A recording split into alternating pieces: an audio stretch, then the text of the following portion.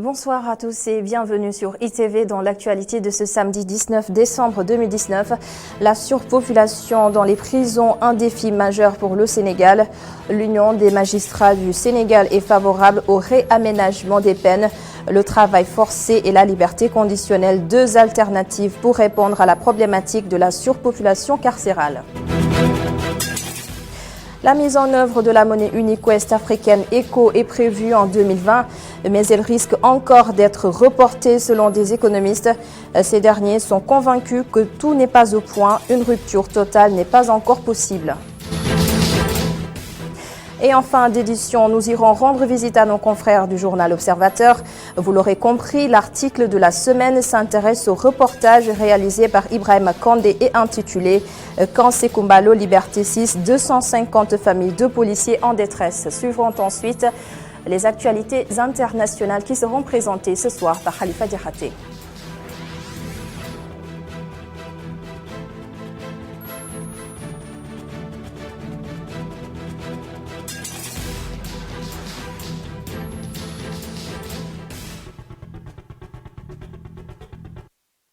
C'est une alternative qui existe depuis 2000, mais presque jamais appliquée. Aménager les peines de prison sous d'autres formes, comme le travail forcé ou la liberté conditionnelle. L'Union des magistrats du Sénégal pose le débat à nouveau, un atelier de renforcement de capacités destiné aux magistrats pour que ce dispositif judiciaire soit appliqué afin de répondre à la problématique de la surpopulation carcérale. Ibrahima Kamara nous fait le point. La loi existe depuis 2000, mais son application fait défaut. Les raisons sont nombreuses, d'où la nécessité de sensibiliser les juges, les avocats et d'autres corps de l'administration concernés. Aujourd'hui, nous avons précisément décidé d'organiser cette session autour de la problématique de la prison et particulièrement autour de la question de l'aménagement des peines et des peines alternatives à l'incarcération. Parce que nous estimons que c'est une problématique importante compte tenu de tout ce que vous savez sur la surpopulation carcérale et ses effets pervers sur le fonctionnement de l'institution judiciaire et sur les détenus en particulier. Madame Gassama précise cependant que ces aménagements répondent à des critères spécifiques selon la nature des délits commis. Tout à fait. C'est en fait des personnes qui ont été déclarées coupables qui, au lieu de les amener en prison, le juge prononce des peines alternatives. Des peines alternatives comme la probation qui est un sursis avec mise à l'épreuve, un ajournement de peine, une dispense de peine, un fractionnement de la peine. Mais malheureusement, on se rend compte que le dispositif, malheureusement, en tout cas, n'est pas suffisamment appliqué. Pour veiller à l'application de cette loi, il est impératif que le pouvoir judiciaire accorde son violon avec les services de recrutement de l'État, vers lesquels seront affectés les accusés soumis à un régime de travail forcé. Merci Ibrahima Kamara. Bientôt 2020, la monnaie unique ouest-africaine ECO verra-t-elle le jour? Rien n'est moins sûr d'après des économistes qui se sont retrouvés aujourd'hui dans le cadre des samedis de l'économie. Ces économistes ont aussi fait part de leurs craintes par rapport à la mise en œuvre de cette monnaie unique ouest-africaine ECO. Mamadou Bipa Sissoko et Seleman Diallo.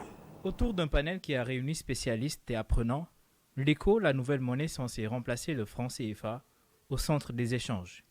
Plusieurs chefs d'État des pays membres de la communauté économique des États de l'Afrique de l'Ouest avaient décidé de mettre la monnaie en circulation à partir de 2020. Non, on n'aura pas l'ECO en 2020 parce qu'il y a un ensemble de raisons. La première raison, c'est que la méthodologie même pour aller vers l'ECO plombe la dynamique d'intégration. C'est-à-dire qu'on a fait du copier-coller des critères de convergence de la zone euro qu'on a plaqué de manière mimétique sur les pays africains. L'autre chose, c'est qu'il y a des fondements institutionnels qui ne sont pas là. Si on voulait avoir l'ECO l'année prochaine, mais il faudrait un traité d'union monétaire qui soit ratifié par les populations, qui soit ratifié au moins par les parlements. Ce n'est pas le cas. Si l'ECO ne voit pas le jour en 2020, cela ne serait pas la première fois qu'un projet de monnaie unique au niveau sous-régional échoue. Depuis 1987 jusqu'à nos jours, il y a eu plusieurs réunions de chefs d'État. On fait les mêmes proclamations. On dit qu'en 2000, on avance toujours les mêmes dates. les deadlines ne sont jamais respectées. Aujourd'hui, on parle de 2020, mais à l'époque, on parlait, en 87, on parlait de 2003. Puis ensuite, on a parlé de 2009. Ensuite, on a parlé de 2015. Ensuite, on parle de 2020. En 2020, on parlera de 2030. Ces dernières années, de plus en plus de voix s'élèvent pour exiger la suppression du franc CFA. Jusqu'à ce jour, les tentatives des États concernés n'aboutissent pas à grand-chose. Pour les défenseurs du franc CFA, l'arrimage de la monnaie à l'euro, qui entraîne une stabilité, demeure un argument de taille.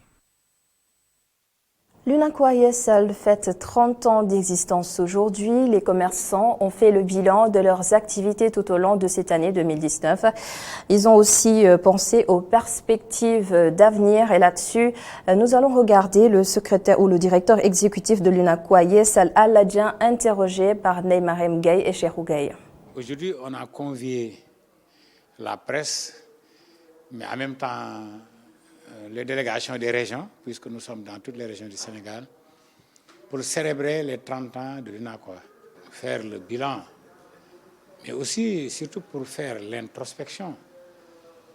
On a traversé 30 ans, mais il y a eu des moments difficiles, comme on a eu à relever beaucoup de défis. On a procédé à des récitals de Coran à l'endroit de nos membres disparus, notamment le président fondateur Dame Ndiaye, mais aussi à d'autres mastodonte de notre économie. Il y aura une soirée de gala pendant laquelle des distinctions à titre posthume seront remises à des familles des disparus, comme on vient de les citer, mais aussi à des personnes, des femmes et des hommes qui sont en activité, qui ont marqué l'espace économique. Et à l'occasion de cette célébration, les commerçants en ont profité pour magnifier l'arrivée de EDK. Ils se disent prêts à accompagner les nationaux. Un reportage signé Neymar Mgaye. L'Unacois ISL a soufflé sa 30e bougie. Une occasion pour ses membres de magnifier l'arrivée de EDK sur le marché et ils se disent prêts à accompagner les nationaux pour une place de choix dans le marché de la distribution. Mais on salue.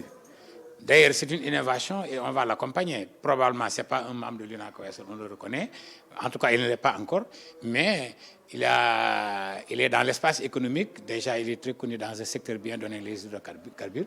Mais ça montre que les Sénégalais peuvent s'insérer dans le circuit. Souvent, on nous demande pourquoi nous, on ne le fait pas à l'Unacois. Je dis oui, on a tenté, parce qu'avec Serigne est membre de nous ici, et pourtant, il a tenté avec Easy Boutique. Il y a eu des problèmes, je ne sais pas les raisons, mais nous saluons cette démarche parce que ça va montrer que les Sénégalais peuvent être, en tout cas, bien insérés dans le secteur, mais il doit y avoir l'appui de l'État. Pour plus de modernité, les commerçants sont prêts à s'inspirer des modèles d'ailleurs. Pour la grande distribution, même l'arrivée des grandes surfaces ne nous gêne pas. Parce que nous n'avons jamais dit Auchan dégage, contrairement aux autres qui disaient Auchan dégage. Nous, au contraire, on n'a ni dit Auchan dégage ni Auchan reste. Nous, on a analysé en disant qu'il faut qu'il y ait la promotion des produits agricoles. Et heureusement, Auchan vend pratiquement 100% de ses rayons, c'est des produits sénégalais. Il travaille avec plus de 300 fournisseurs. Il fait travailler 1000 à 1500 jeunes Sénégalais. On doit faire la même chose. Nous devons apprendre d'Auchan. Nous devons apprendre des espaces de distribution agréables, sécurisés, contrairement à certaines boutiques de nos membres. Donc Auchan peut nous servir de référence pour faire autre chose. L'engagement des hommes d'affaires sénégalais nécessiterait aussi un appui des autorités compétentes pour les aider à faire face à la concurrence étrangère. Merci beaucoup, Neymar Mgaye. Un peu de littérature à présent. Le ministre conseil Elhadji Hamidou Kassé a publié aujourd'hui son recueil de poèmes « Les emblèmes du désir ». Dans cet ouvrage de 150 pages, Elhadji Hamidou Kassé propose une variété d'images illustratives et des évocations lyriques. Tidiane Cissé nous en dit plus. Devant une salle comble, tout commence par une adaptation scénique.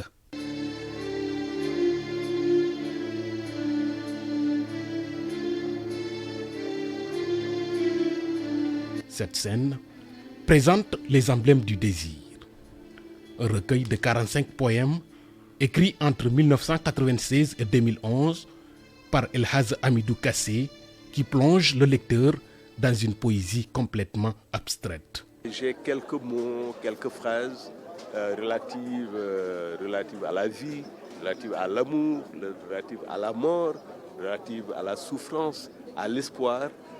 Et surtout à l'impératif de continuer notre combat. Et j'ai considéré que lorsqu'on écrit, on écrit pour tout le monde. Par conséquent, ce poème est dédié à tous ceux qui ont perdu leur père. Parce que chacun d'entre nous sait ce que c'est un père. L'univers que décrit l'auteur dans ce livre, c'est son Fouta natal, sa famille, son père, sa mère, mais aussi son pays, le Sénégal, dans son ensemble. Ce qui touche beaucoup du fond du cœur. Je lis quand même le texte de El Hadj qu'il a dédié à son père. Bravo El Hadj, tout le monde n'est pas Grand Prix de la République pour les lettres. Je pense que nous tous, nous versons une petite larme quand on lit El Hadj. J'ai été particulièrement très touché par ce texte. L'éternité, les variations et le courage dominent ce recueil de poèmes du journaliste et philosophe El Hadj Hamidou Kassé. En 1995, il était lauréat du Grand Prix du chef de l'État pour les lettres grâce à son roman Les Mamelles de Thiendella. Présent à cette cérémonie, le secrétaire général de la présidence de la République a parlé du programme Liggéeyal Ëllëg, qui veut dire en français travailler pour l'avenir. Mohamed Boun Abdallah Dionne a notamment évoqué la création de maisons de la jeunesse et de la citoyenneté dans chaque département du Sénégal. Le voici au micro de Tidiane Cissé. Je veux parler du président Macky Sall. Son programme Liggéeyal Ëllëg est fortement marqué par la dimension culturelle et artistique. Je vais juste rappeler quelques points de ce programme du président de la République pour dire que votre secteur, celui des arts et de la culture, va avoir normalement beaucoup de résultats sur cet horizon de 5 ans. C'est d'abord, comme je le rappelais tantôt, la création de maisons de la jeunesse et de la citoyenneté dans chaque département du pays à vocation culturelle et artistique. L'institutionnalisation d'une journée rue ouverte dans chaque ville, dans chaque grande ville du pays. L'augmentation du fonds de dotation des cultures urbaines qui passe à 1 milliard, c'est pas rien, c'était de 300 millions. L'organisation d'une semaine nationale du design dans toutes les capitales régionales. Et dans le reste de l'actualité, la Loterie nationale sénégalaise à l'ère du digital, elle vient de lancer un nouveau produit dénommé PMU Online. C'était ce matin à la FIDAK, la Foire internationale de Dakar, compte rendu signé chez Hassan Afal. Plus de 9 millions de Sénégalais utilisent Internet, dont 88,6% via le mobile. Estimation en 2018 de l'Observatoire sur les systèmes d'information, les réseaux et les inforoutes au Sénégal. La LONASE entend s'appuyer sur cette étude pour lancer PMU Online, un produit 2.0 adapté à la demande des clients. Le monde aujourd'hui est à la digitalisation. Aujourd'hui, aucune société ne peut échapper à la règle. La spécificité, c'est d'abord cette autonomie, la rapidité, mais également la discrétion. Et maintenant, la spécification, c'est la possibilité aujourd'hui de donner à un parieur toute cette autonomie. Le parieur n'a plus besoin de l'intervention d'une personne. Une digitalisation qui n'est pas synonyme de la mort des kiosques physiques. Quand on met en place 2 canaux, il y aura une concurrence. Mais aujourd'hui, nous avons cherché à amoindrir le choc quand même qui pourrait venir ou bien qui pourrait se faire ressentir sur le réseau physique, tout simplement en intéressant les vendeurs du réseau physique à ce projet-là. Aujourd'hui, le client peut aujourd'hui aller au niveau du point de vente classique, constitué par le kiosque ou bien les magasins et autres, acheter son code de recharge. Un code de recharge qu'on appelle les vouchers et maintenant directement aller. Et les vendeurs sont commissionnés sur la vente de ces codes de recharge-là. En société nationale responsable, la LONASE veille également à protéger de manière stricte les données personnelles de ses utilisateurs, mais également à lutter contre l'addiction au jeu. Sur la plateforme, nous avons prévu des limites. Au niveau de la LONASE, nous avons mis des barrières pour que les personnes ne jouent pas de manière inconsidérée, pour éviter que les gens tombent dans l'addiction. Les données qui sont collectées ne serviront qu'à ce jeu-là, pas pour autre chose. On ne peut pas les utiliser à d'autres fins. Et ça, c'est un engagement de la LONASE et c'est un engagement qui est édicté par les lois. Renouveler sa clientèle en se rapprochant d'elle tout en garantissant la discrétion, voilà le nouveau pari de la Loterie nationale sénégalaise avec comme mise le PMU Online. La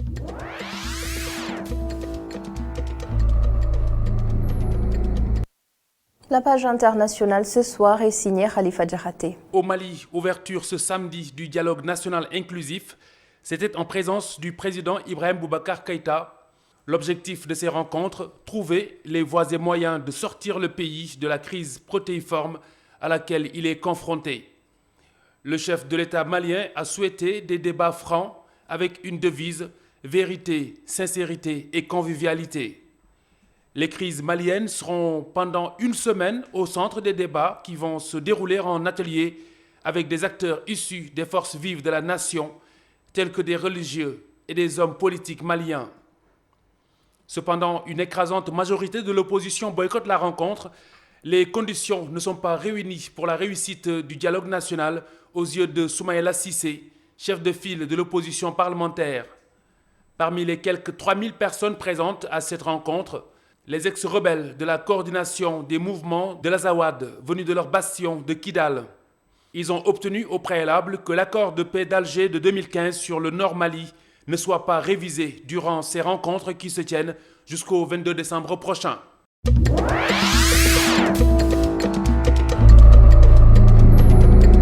Au Soudan, l'ancien président Omar el-Béchir, condamné à 2 ans de détention en centre correctionnel pour personnes âgées, il est poursuivi pour corruption. El-Béchir a été destitué le 11 avril par l'armée sous la pression de la rue.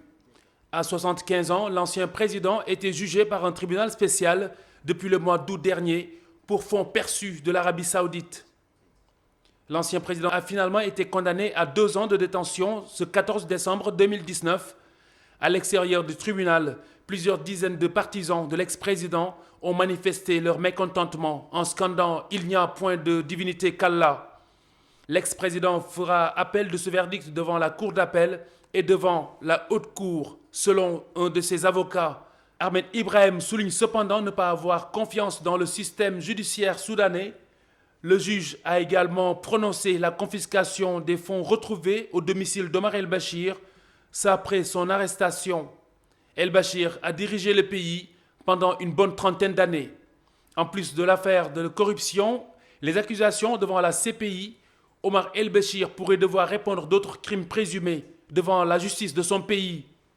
Le 12 novembre, les autorités soudanaises ont émis un nouveau mandat d'arrêt à son encontre pour son rôle dans le coup d'État de 1989. Selon le procureur général, Omar el-Béchir est aussi mis en cause pour des meurtres commis lors des manifestations ayant conduit à son éviction. À ce jour, il n'a pas eu à répondre de ces accusations. Au Gabon, l'ancien directeur de cabinet d'Ali Bongo a été placé sous mandat de dépôt vendredi. Avec lui, 3 anciens ministres qui lui sont très proches. Noël Mbumba, ex-ministre du pétrole, Roger Oomba, ex-ministre de l'économie, et Tony Ondo, ancien ministre de l'énergie. Brice Lacruche Alianga et compagnie sont poursuivis pour malversation financière, détournement de fonds publics, blanchiment de capitaux en bande organisée, concussion et faux et usage de faux.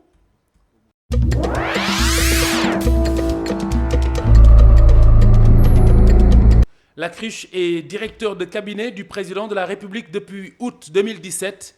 Il est devenu l'homme le plus puissant du Gabon durant la convalescence du président Ali Bongo, victime d'un AVC en octobre 2018. Brice Lacruche Olianga est soupçonné d'avoir placé ses hommes partout et tenait la houlette. En octobre dernier, il avait entrepris une tournée républicaine en se présentant à la population comme le messager intime, selon ces termes, d'Ali Bongo. Contre toute attente, il a été brusquement congédié du cabinet présidentiel le 7 novembre dernier, le début de sa descente aux enfers.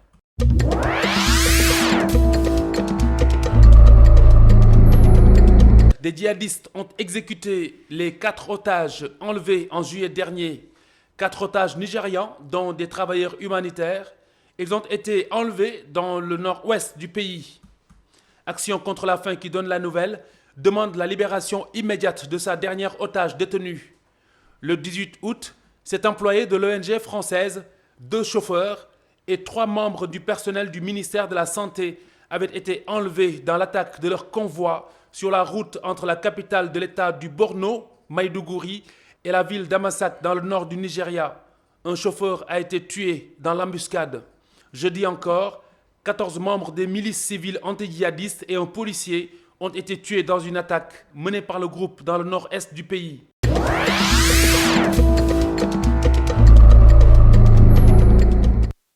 Merci beaucoup Khalifa Diarraté pour toutes ces actualités internationales. Une note de sport, la zone 2 de Guédiawaye joue sa finale demain au stade Amadou Barry. Cette finale va opposer l'ASC Jaxaay à l'ASC Gueule Tapée. Et naturellement, les deux équipes se disent toutes les deux prêtes à remporter cette compétition. Mamadou Lamine Fati, Abdoukhadr Diouf. ASC Jaxaay et l'ASC Gueule Tapée. Une finale tant attendue entre les deux équipes de Guédiawaye, aussi proches de la coupe, l'une que l'autre. Pratiquement, avec le comité directeur, on avait budgétisé une somme de 2 millions. Pratiquement, on est à 70% pour aller en finale. On est à 70% financièrement.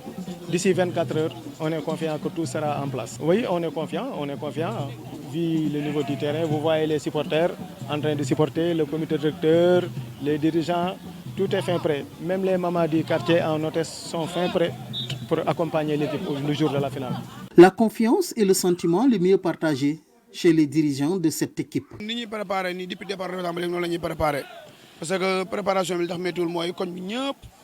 On se prépare comme d'habitude. C'est très facile parce que tout le quartier s'y met. Et on a l'habitude d'aller en finale. C'est la 5e fois. Malheureusement, on a beaucoup perdu. Mais cette fois-ci, c'est la bonne. Parce que 2014 lañ ko jëloon après ba tey parce que mën naa ni bii mooy ñaari yoon ñu final wax ci diggante bi di ko ñàkk tey moom ñu ñëwaat comme 3e fois mais am nañ ci yaakaar ne bii yoon suñu borom dañ ci defal ndam bu baax a baax parce que jël nañ ci taxawaay yi ñu ci war a taxaw yëpp. Du côté des entraîneurs, de part et d'autre, tout est fin prêt techniquement pour remporter la coupe. Oui, ils sont prêts parce que là nous avons des compétiteurs. Nous n'avons pas des joueurs uniquement des joueurs de Naïtan, nous avons des joueurs issus du championnat régional, national, L2 même. Hein? Donc c'est des joueurs qui ont une vocation footballistique, quoi, tu vois. Donc ils étaient prêts bien avant d'arriver là. Là, on est en train de faire quelques réglages pour pouvoir jouer cette finale dans la sérénité, quoi, et la gagner aussi. Préparé nañ ci côté technique, côté mental, lépp pare nañ daal. Naa fi nekkoon tey pare nañ pour jouer ko. Inch'Allah. Techniquement, on est prêt. On a confiance en nos joueurs. Ils sont avec nous depuis leur bas âge.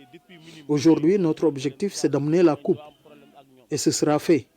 Parce que bëriwul ay arrivistes yu fi nekk yu fi doog daanaka maa leen yor ci bas âge minimum ba senior ñooñu amoo problème ak ñoom am naa ci ñoom confiance bon xam nañ leen bu baax xam nañ luñ mën waaw. Ah ku bi jël rek indi Gueule Tapée loolu rek la ñuy xaar mooy suñu objectif. En attendant la finale entre les ASC Jaxaay et Gueule Tapée, qui va se jouer ce dimanche, supporters, dirigeants et population sont derrière leurs équipes respectives pour les pousser à la victoire. Direction à présent la Médina à l'immeuble Elimandour chez nos confrères du journal Observateur. Dans une de ses parutions cette semaine, l'Obs a titré, je cite, « Quand Sékoumbalo Liberté 6, 250 familles de policiers en détresse ». Un reportage riche et poignant réalisé par le journaliste Ibrahima Kandé est choisi ce soir comme article de la semaine. El Hadj Malick Cissé, Moussa Fall.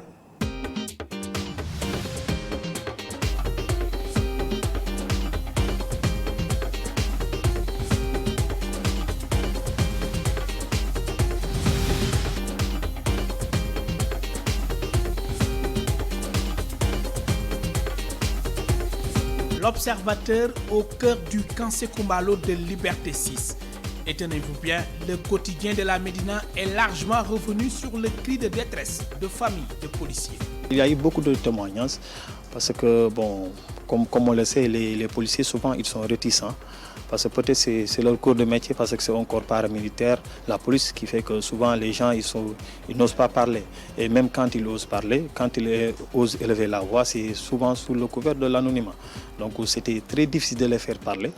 Bon, je me souviens même qu'on a eu à interroger des gens qui ont véritablement refusé de parler, qui n'ont pas voulu élever la voix. Mais certains ont parlé, mais sous le couvert de l'anonymat. Donc c'était très difficile.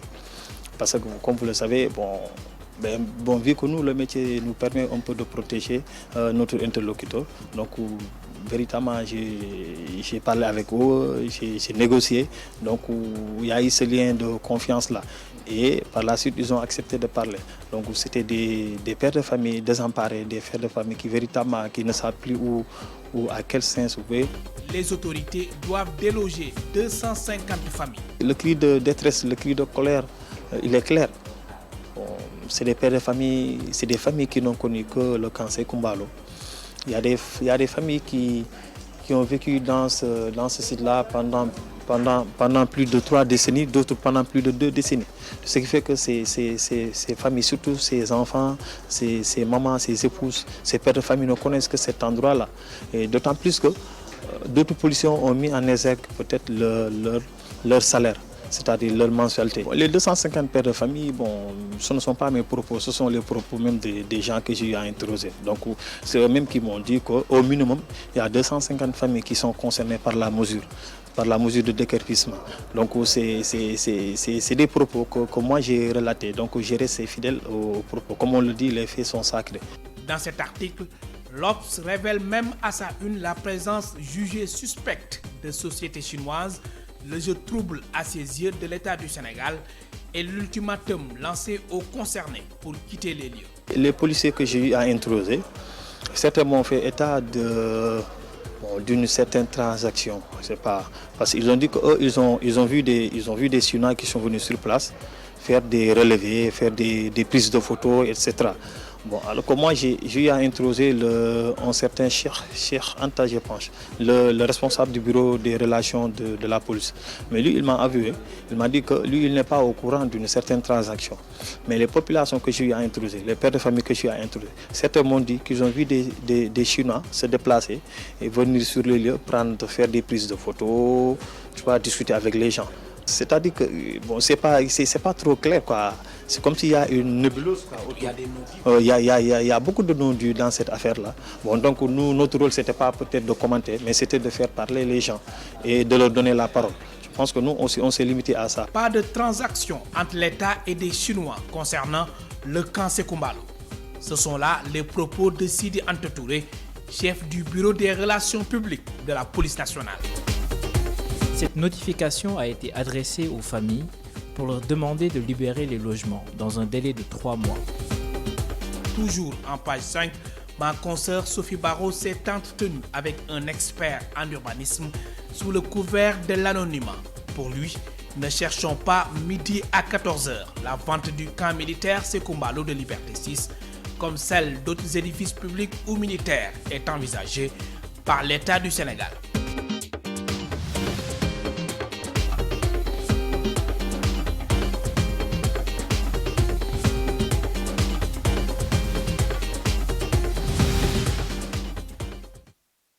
Merci beaucoup Elhadji Malick Cissé et rendez-vous samedi prochain pour un nouveau numéro de l'article de la semaine.